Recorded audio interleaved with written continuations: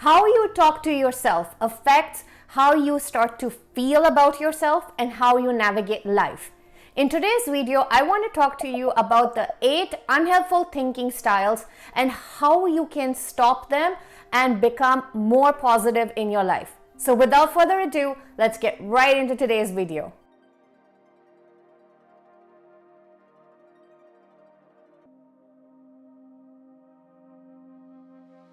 The all or nothing thinking is based on a spectrum, which basically means you're either good enough or you're not good enough. And it starts in early childhood, where whatever has been told to you is believed as being a fact, reinforced, and then internalized as your belief system. These false messages are often very critical of one's self. Some examples include, if I'm not perfect, I have failed. Or, if I haven't slogged it out, I haven't succeeded in life. So to overcome this type of thinking, it is very important to challenge that negative self-talk by accepting that you have your own strengths and flaws as a person. So for example, if you are telling yourself, if I am not perfect, I am not good enough, then you change that narrative to, I do not wish to be perfect and neither am I aiming to be perfect. And this starts to change your belief system in accepting yourself. Sometimes I also tell my clients to start your day with the positive affirmations. So some examples include, I choose to accept who I am as a person. I am going to be curious and challenge my expectations. I will praise all of my work that I have done today. And I am going to be as happy as I can with everything that has happened around me. When someone is utilizing the mental filtering type of a thinking, they're only looking to get evidence on what they want to reinforce in themselves. And most of the times, it's the negative that they're reinforcing. Now, an example could be, say you're getting feedback from your manager. You think to yourself that maybe you're going to get negative feedback for something you did. And guess what? You're going to focus only on that negative feedback. Even though it wasn't the feedback that was in a whole, maybe it was just for a minute, but your mind will hone in onto that negative feedback and will eliminate everything else that was said positive about you. Now, to challenge this type of thinking, first of all, it is important to be mindful that you are utilizing this thinking. So write down everything that is being told to you and then find evidence that contradicts your mental filtering process. We all jump to conclusions, don't we? It is because we are trying to predict and make assumptions of what a person might be thinking or what a future event may look like.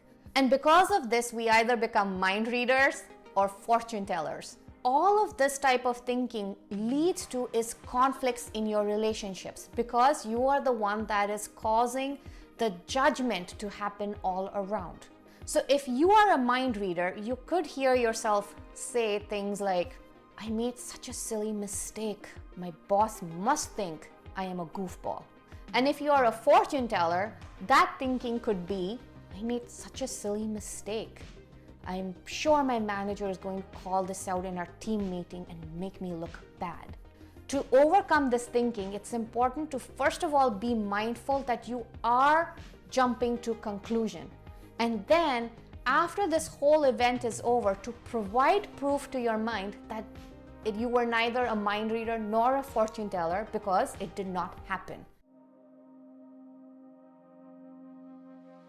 When you label yourself or another person, it could be either positive or negative, but most of the times it's a negative label. What it does is it reinforces to yourself that the label actually describes them as a core being and not as a being that made a mistake or something happened in your situation that caused you to label the person or yourself. So you could hear yourself saying, I'm such a failure, or I only succeeded at this because it was a one-time off. I don't deserve the success. These are the type of thinkings that you hear yourself reinforced by providing evidence for that label.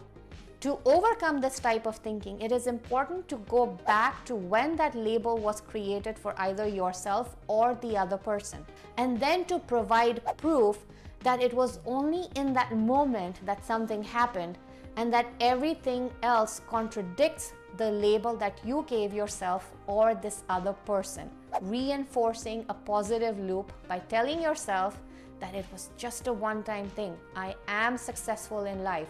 I am not a failure. I have done much better in life than what actually happened back then. If you're liking this video so far, give me a thumbs up and subscribe to my channel. And as an added bonus, I am linking a link in the description to have me as your coach to help you overcome the thinking styles that I have talked about and the thinking styles I will be talking about. Overgeneralization is a type of thinking where you make a broad assumption on one experience and utilize labeling to label all the future events as being related to that one event. So basically, you're also jumping to a conclusion by being a fortune teller. Now, in this type of thinking, you can hear yourself use words like always, never, somebody, everybody, nobody. And when you are using these words, you are going to look for patterns and evidence to reinforce those words. So for example, if you say, this is always happening to me, you are going to look for patterns where that thing is always happening to you. Now, to overcome this type of thinking, catch yourself when you're using words as always and never, and then replace those words with, maybe or often or sometimes.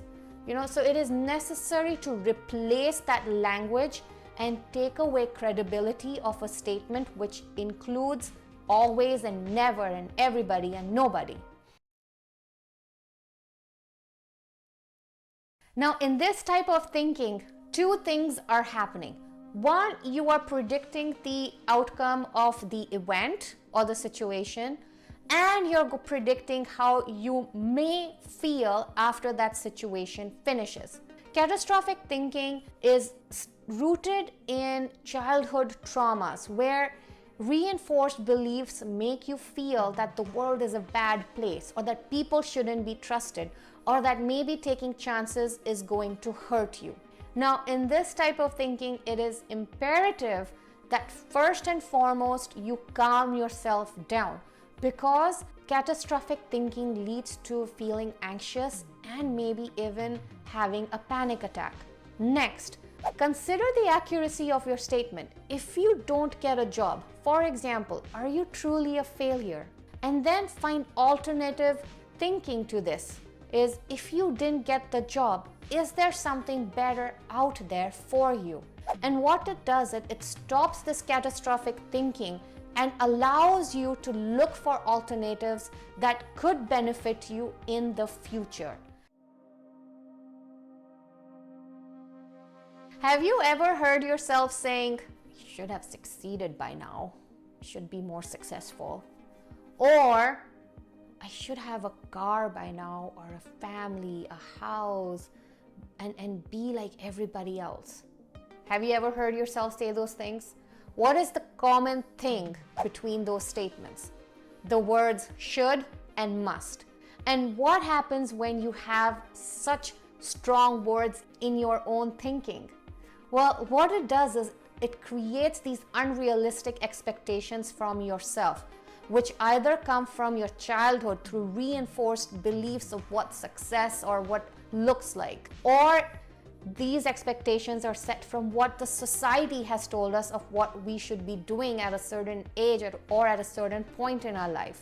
To overcome this type of thinking, it is important to realize first and foremost when these shoulds and musts were created.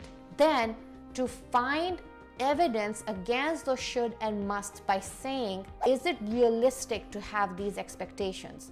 And then to give yourself a pat on the back for everything that you've achieved so far, giving yourself credit for everything that has happened to you as being a positive. Individuals who struggle with personalization are actually feeling a lot of shame and guilt when things around them are out of control. In personalization, you can see people go through anxiety disorders, low self-esteem, low confidence, and even imposter syndrome because they don't believe in themselves. To overcome this type of thinking, first and foremost, you need to realize that when you're personalizing somebody else's behavior towards you and thinking that you're responsible for it, it means that at some point in your life, you were told to be pleasing towards others. You were always trying to please someone in your life. So who was this person? How did they affect you? And why does it matter now that everybody around you has to feel happy? You're not responsible for their bad moods because of whatever's happening in their personal or professional life. Why is it important that things are in your control at all times? With this type of thinking, you always need a help of a mental health professional, a life coach, to help you understand why everything is taken into your heart and you feel shame and guilt. Now, my hope with this video is that you found out all of the cognitive distortions that happen in one's thinking and how it can start to affect you. My hope is that you were able to figure out your unhelpful thinking style and what you need to do to move towards a more productive and efficient you. If you like this video, then do give me a thumbs up and subscribe to my channel, and I look forward to seeing you here next week with a brand new video.